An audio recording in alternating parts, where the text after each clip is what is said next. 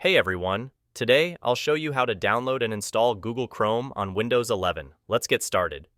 First, open your current web browser. If this is a new Windows installation, you'll likely be using Microsoft Edge, which is already pre-installed. In the address bar, type google.com/Chrome and hit enter. This will take you to the official Google Chrome download page. On the Chrome download page, you'll see a big blue button that says Download Chrome. Click on it. Once the download is complete, go to the location where the file was saved. The file will be named something like chromesetup.exe.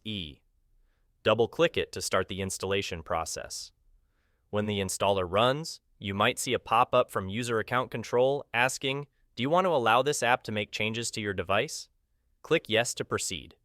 The Chrome installer will now download additional files and automatically install the browser. This process should only take a few minutes. When the installation is done, Chrome will open automatically, and you're ready to start browsing. If you'd like, you can sign in with your Google account to sync your bookmarks, history, and settings across devices. And that's it. Now you know how to download and install Google Chrome on Windows 11.